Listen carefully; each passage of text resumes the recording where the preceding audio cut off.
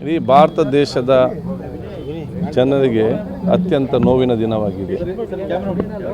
ಬಹುಶಃ ಕಾಶ್ಮೀರದ ಪಹಲ್ಗಾಮ್ನಲ್ಲಿ ನಡೆದಂಥ ಉಗ್ರಗಾಮಿಗಳ ಮತ್ತು ಭಯೋತ್ಪಾದಕರ ಆ ಒಂದು ಅಟ್ಟಹಾಸ ಮತ್ತು ದುಷ್ಕೃತ್ಯದಲ್ಲಿ ನಮ್ಮ ದೇಶದ ಹಲವಾರು ಜನರು ಇವತ್ತು ಹತ್ಯೆಗೆಟ್ಟು ನಮ್ಮನ್ನು ಅಗಲಿದ್ದಾರೆ. ಅದರಲ್ಲಿ ಕೂಡ ನಮ್ಮ ಕರ್ನಾಟಕದವರು 3 ಜನ ಇದ್ದಾರೆ. ಇದರಲ್ಲಿ ನಮ್ಮ ಶಿವಮೊಗ್ಗ ಜಿಲ್ಲೆಯ ಮಂಜುನಾಥ್ ಅದರ ಕುಟುಂಬಸ್ಥರು ಬಹುಶಃ ಆ ಒಂದು ಪ್ರವಾಸ ಹೋದ ಸಂದರ್ಭದಲ್ಲಿ ಮಂಜುನಾಥನು ಕೂಡ ಗುಂಡಿಕ್ಕಿ ಕೊಲ್ಲಲ್ಪಟ್ಟಿದ್ದು.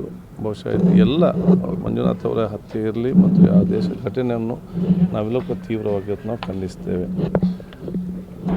ಇವತ್ತು ಈ ಒಂದು ಕುಟುಂಬಕ್ಕೆ ಬಹುಶಃ ನಾನು ನಿನ್ನೆ ಬರಬೇಕಂತ ನನಗೆ ಇತ್ತು. ನಮ್ಮ ಉಲ್ಲಾದ ಉರುಸ್ ಕಾರ್ಯಕ್ರಮಕ್ಕೆ ಇವತ್ತು ಬರಬೇಕಂತ ತೀರ್ಮಾನ ಮಾಡಿದ್ದೆ. ಅದರ ಜೊತೆಯಲ್ಲಿ ಬಹುಶಃ ಬೇಗನ್ ರೈ ಮಾಜಿ ಸಚಿವ ಅವರು ಕೂಡ ಬೆಂಗಳೂರಿನಲ್ಲಿ ಮತ್ತು ಇದ್ದರೂ ಕೂಡ ಎಲ್ಲಿಗೆ ಬರಬೇಕಂತೇಳಿ ಬಹುಶಃ ಇಲ್ಲಿಗೆ ಮತ್ತು ಅಲ್ಲಿಗೆ ಹೊತ್ತು ಭೇಟಿ ಕೊಟ್ಟ ಸಂದರ್ಭದಲ್ಲಿ ಬಂದು ಭೇಟಿ ಮಾಡಿ ಕುಟುಂಬಸ್ಥರ ಜೊತೆ ಅವರ ಮಂಜುನಾಥ್ ಅವರ ಮಡದಿ ಮತ್ತು ಅವರ ಮಗು ಅವರ ಆ ಒಂದು ತಾಯಂದಿರ ಜೊತೆ ಮಾತಾಡ್ತೀವಿ. ನಾವು ಇವತ್ತು ಈ ನೋವಿನಲ್ಲಿರುವಂಥ ಕುಟುಂಬಸ್ಥರಿಗೆ ನಾವು ಎಷ್ಟೇ ಸ್ವಂತಾನೆ ಹೇಳಿದರೂ ಕೂಡ ಅವರ ನೋವು ನಮ್ಮ ಶಮನಗೊಳಿಸಲಿಕ್ಕೆ ಸಾಧ್ಯವಿಲ್ಲ. ಯಾಕಂತೇಳಿ ಹೆತ್ತವರ ಮತ್ತು ಮನೆಯವರ ಮಕ್ಕಳ ಆ ನೋವು ಅವರಿಗೆ ಒಂದು ಅಗಲಿಕೆ ನೋವು ಅದು ಅವರಿಗಲ್ಲದೆ ಬೇರೆ ಯಾರಿಗೂ ಕೂಡ ಅದನ್ನು ತಡೆಯುವಂಥ ಶಕ್ತಿ ಬಹುಶಃ ಬೇರೆ ಯಾರಿಗೂ ಕೂಡ ಅರ್ಥ ಅಂತ ಹೇಳಿದರೆ ವಿಚಾರ ಬರಲಿಕ್ಕಿಲ್ಲ. ಅದು ಆ ಕುಟುಂಬದ ನೋವು ಅವರವ್ರಿಗೆ ಗೊತ್ತಿದೆ. ಅದು ಕೂಡ ಈ ಕುಟುಂಬದ ಜೊತೆ ಇಡೀ ದೇಶದ ಜನರು, ನಮ್ಮ ರಾಜ್ಯ ಜನರು ನಾವೆಲ್ಲರೂ ಕೂಡ ಅವ್ರ ಜೊತೆ ಇವತ್ತು ಇದ್ದೇವೆ ಅಂತ ಹೇಳಿಕೊಂಡು ಅವರಿಗೆ ಬಹುಶಃ ನಾವು ಬಂದು ನಮ್ಮ ಸಂತಾಪ ನಾವು ವ್ಯಕ್ತಪಡಿಸಿದ್ದೇವೆ. ಅವ್ರ ಜೊತೆ ಮಾತಾಡಿದ್ದೇವೆ. ಬಹುಶಃ ಸಹೋದರಿ ಅವ್ರ ಆ ಒಂದು ಸಂದರ್ಭ ತಗೊಂಡಂಥ ಧೈರ್ಯ ಮತ್ತು ಆ ಮಗು ತಕ್ಕಂಥ ಧೈರ್ಯ ಮತ್ತು ದೇವರು ಕೊಟ್ಟಂಥ ಅವರಿಗೆ ಆ ಕಾಲದಲ್ಲಿ ಕೊಟ್ಟಂಥ ದೊಡ್ಡ ಮಟ್ಟದ ದೇವರು ಕೊಟ್ಟಂಥ ಶಕ್ತಿ ಅಂತ ಹೇಳಲಿಕ್ಕೆ ಬಯಸ್ತೀವಿ. ಅವರ ತಾಯಿ ಕೂಡ ಆ ತಾಯಿ ಒಂದು ಮಾತನ್ನು ಹೇಳಿದರು, ನನಗೆ ಹಿಂದಿಂದಲೂ ಕೂಡ ನನ್ನನ್ನು ನಾನೇ ಒಳಗಡೆ ಇಟ್ಕೊಳ್ಳೋದಲ್ಲದೆ ನಮಗೆ ಬೇರೆಯವ್ರಿಗೆ ಹೇಳುವಂಥ ಒಂದಿಲ್ಲ. ಅದಕ್ಕಾಗಿ ನಿನ್ನೆ ಯಾರು ಬಂದರೂ ಕೂಡ ನಾನು ವ್ಯಕ್ತಪಡಿಸಿ ಅಂತ ಹೇಳಿದಾಗ ಆ ತಾಯಿಯ ಒಂದು ವಿಶೇಷವಾದ ವ್ಯಕ್ತಿತ್ವ ಮತ್ತು ಬಹುಶಃ ಅವರ ನೋವು ನಮಗೆ ಅರ್ಥ ಆಗ್ತದೆ. ಅವರ ಪರಿಹಾರ ಕಡಿಮೆ ಆಯಿತು. ಇದ್ರ ಬಗ್ಗೆ ನಾವು ಚರ್ಚೆ ಮಾಡ್ತೇವೆ. ಫಸ್ಟ್ ನಾವಿಗೆ ಆ ಕುಟುಂಬಸ್ಥರಿಗೆ ಮಾನಸಿಕವಾಗಿ ಅವರು ಇವತ್ತು ಮತ್ತೆ ಆ ಒಂದು ಸುಂದರವಾಗಿ ಇರುವಂಥ ಒಂದು ವಾತಾವರಣ ನಾವೆಲ್ಲ ಇವತ್ತು ನಿರ್ಮಾಣ ಮಾಡಬೇಕು. ಅದಕ್ಕೆ ಇಡೀ ನಾವೆಲ್ಲ ಜೊತೆ ಕುಟುಂಬ ಜೊತೆ ಇದ್ದೇವೆ. ಈ ಸಂಬಂಧಪಟ್ಟಾಗ ನಾವು ಖಂಡಿತವಾಗಿಯೂ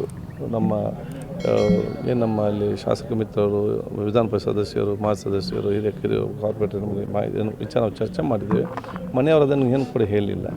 ಬಹುಶಃ ಇವತ್ತು ಅಲ್ಲ ಅದೇ ಅದನ್ನು ನಾವು ಬೇರೆ ಕಡೆಗೆ ಪರಿಹಾರ ಜಾಸ್ತಿ ಕೊಟ್ಟಿರ್ತೀವಿ ಅಲ್ಲ ಅದನ್ನೇ ನಾನು ಅಲ್ಲ ಅದಕ್ಕೆ ಬಗ್ಗೆ ಈ ಬಗ್ಗೆ ಖಂಡಿತವಾಗಿ ಸರ್ಕಾರ ಜೊತೆ ಮುಖ್ಯಮಂತ್ರಿ ಖಂಡಿತವಾಗಿ ಚರ್ಚೆ ನಾನು ಇವತ್ತು ಮಾಡ್ತೇವೆ. ಸರ್ ಏನು ಹೇಳಿದ್ರು ಸರ್?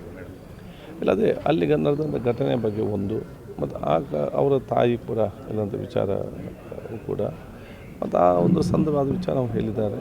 ಅವರ ನೋವನ್ನು ವ್ಯಕ್ತಪಡಿಸಿದ್ದಾರೆ.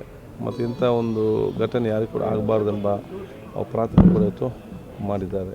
ಸರ್ಕಾರಕ್ಕೆ ಏನಾದರೂ ಮನವಿ ಕೊಟ್ಟು ಸಲ್ಲಿಸಿದ್ದಾರೆ ಯಾವ್ದಾದ್ರು ವಿಚಾರ ಇಲ್ಲ ಅದ್ರ ಬಗ್ಗೆ ಆ ವಿಚಾರ ಯಾವುದು ಕೂಡ ಇರ್ತಿಲ್ಲ. ಅದು ನಾವು ಈ ಕುಟುಂಬಸ್ಥರ ಪರವಾಗಿ ನಾವೆಲ್ಲರೂ ಕೂಡ ಇದ್ದೇವೆ, ನಾವಿದ್ದೇವೆ, ನಮ್ಮೆಲ್ಲ ಜನಪ್ರತಿನಿಧಿ ನಾವೆಲ್ಲ ಕೂಡ ಇದ್ದೇವೆ.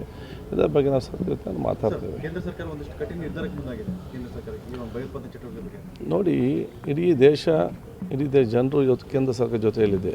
ಇದು ನಮ್ಮ ದೇಶದ ಪ್ರಶ್ನೆ. ದೇಶದ ಒಗ್ಗಟ್ಟು ಏಕತೆ ಈಗ ಅತಿ ಮುಖ್ಯ. ಈ ದೇಶವನ್ನು ದುರ್ಬಲಗೊಳಿಸಬೇಕಾದರೆ ಭಯೋತ್ಪಾದಕರಲ್ಲಿ ಬೇರೆ ರಾಷ್ಟ್ರದಲ್ಲಿ ಈ ಸಮಾಜ ವಿಭಾಗ ಮಾಡಲಿಕ್ಕೆ ಎಲ್ಲ ರೀತಿ ಪ್ರಯತ್ನ ಮಾಡ್ತೇವೆ. ಈಗ ನಮ್ಮೆಲ್ಲ ದೇಶದ ಇಡೀ ಸರ್ವ ಜನರು ನಾವೆಲ್ಲರೂ ಒಗ್ಗಟ್ಟಾಗಿ ಇವತ್ತು ನಿಂತು ರಾಜ್ಯಕ್ಕೆಲ್ಲ ಬದಿಗಿಟ್ಟು ಇವತ್ತು ದೇಶ ಏಕತೆಯಿಂದ ಇದ್ದು ಕೇಂದ್ರ ಸರ್ಕಾರಕ್ಕೆ ಮತ್ತು ಸರ್ವ ಆರ್ಮಿಗೆ ಎಲ್ಲರಿಗೂ ಕೂಡ ಸಂಪೂರ್ಣವಾದ ನೈತಿಕವಾದ ಬೆಂಬಲ ಕೊಟ್ಟು ಯಾರು ಈ ಕೃತ್ಯ ಮಾಡಿದ್ದಾರೆ ಅವರನ್ನು ಪತ್ತೆ ಹಚ್ಚಬೇಕು ತಕ್ಷಣ ಮತ್ತು ಕಠಿಣವಾದ ಕ್ರಮವನ್ನು ತೆಕ್ಕೊಂಡು ಇವರಿಗೆ ನ್ಯಾಯ ಕೊಡಬೇಕು.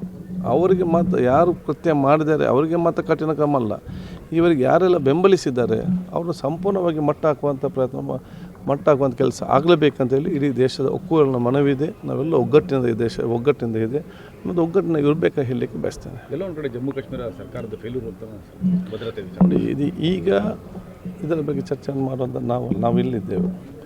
ಏನಿದ್ರೂ ಕೂಡ ಫಸ್ಟ್ ಯಾರು ಈ ಹಟ್ಟಹಾಸ ಮಾಡಿದ್ದಾರೆ ಅವರನ್ನು ಪತ್ತೆ ಹಚ್ಚಬೇಕು ಕ್ರಮ ಕೈಗೊಳ್ಳಬೇಕು. ಯಾರು ಬೆಂಬಲ ಕೊಟ್ಟಿದ್ದಾರೆ ಅವರಿಂದ ಅವರ ಬಗ್ಗೆಯೂ ಕೂಡ ಇವತ್ತು ಕ್ರಮ ಇವತ್ತು ಆಗಬೇಕು. ಮುಂದಿನ ವಿಚಾರಗಳನ್ನು ಅಲ್ಲಿಯ ರಾಜ್ಯ ಸರ್ಕಾರ ಕೇಂದ್ರ ಸರ್ಕಾರ ಎಲ್ಲ ಕೂತ್ಕೊಂಡು ಚರ್ಚೆ ಮಾಡಿ ಅದಕ್ಕೆ ಏನೇನಾಗಿದೆ ಅಂತ ಹೇಳಿಕೊಂಡು ಮುಂದೆ ನೋಡ್ಕೊಳ್ಬೇಕು. ಹೊರಗಡೆ ಕುಟುಂಬಸ್ಥರು ಮಾತಾಡ್ಬೇಕಾದ್ರೆ ನಮಗಾದ ಪರಿಸ್ಥಿತಿ ಇನ್ನೊಬ್ರಿಗೆ ಬರಬಾರ್ದು, ಅವೇರ್ನೆಸ್ ಬೇಕು ಅಂತ ಹೇಳೋ ಬೇಡಿಕೆಗಳು ಇಲ್ಲ, ಬಹುಶಃ ಇವತ್ತು ಅಲ್ಲಿಯ ವಾಸ್ತವ ವಿಚಾರವನ್ನು ನೋಡಿಕೊಂಡು ಇವತ್ತು ಅಲ್ಲಿ ವಿಚಾರ ಹೇಳಿರುತ್ತೆ. ಖಂಡಿತವಾಗಿ ಅವರ ನೋವು ಇನ್ನೊರಿಗೆ ಯಾರು ಬರಬಾರ್ದಂತೆಲ್ಲ ಅವರ ಪ್ರಾರ್ಥನೆ ಇವತ್ತು ಮಾಡೋದಿದ್ದರೆ ಆ ನೋವಿನ ವಿಚಾರ ನಮಗೆಲ್ಲ ಅರ್ಥ ಆಗಬೇಕು, ಎಷ್ಟು ನೋವಿದೆ ಅಂತ ಹೇಳಿಕೊಂಡು. ಅದಕ್ಕೆ ಸ್ಥಳೀಯ ಪ್ರವಾಸಿಗರು ಕೂಡ ತಮ್ಮ ಜೀವನ ಹಂಗೆ ತೋರಿಸೋ ರಕ್ಷಣೆ ಕೂಡ ಮಾಡಿದ್ದಾರೆ ಬಂದಂಥ ಪ್ರವಾಸಿಗರು ಸ್ಥಳೀಯರು.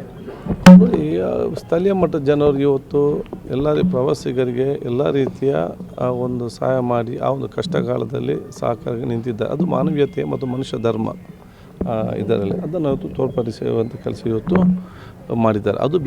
ಅದು ಭಾರತ ದೇಶದ ಸಂಸ್ಕೃತಿ ಮತ್ತು ಅದು ಭಾರತ ದೇಶದ ಪರಂಪರೆ. ಭಾರತ ದೇಶದ ಸಂಸ್ಕೃತಿ ಪರಂಪರೆಯನ್ನು ಕಾಶ್ಮೀರಿಗಳಲ್ಲಿ ಬಿಂಬಿಸಿದ ಹೇಳಲಿಕ್ಕೆ ಬಯಸಿ ಬಹುಶಃ ಅವರೆಲ್ಲರಿಗೂ ಕೂಡ ಇವತ್ತು ಕೂಡ ಈ ಕುಟುಂಬದ ಚಿರಋಣಿಯಾಗಿದ್ದಾರೆ. ಎಲ್ಲ ನಾಯಕರ ಬಗ್ಗೆ ಕೂಡ ಅವರು ಚಿರಋಣಿಯಾಗಿ ಇವತ್ತನ್ನು ಬಿಟ್ಟುಕೊಂಡಿದ್ದಾರೆ.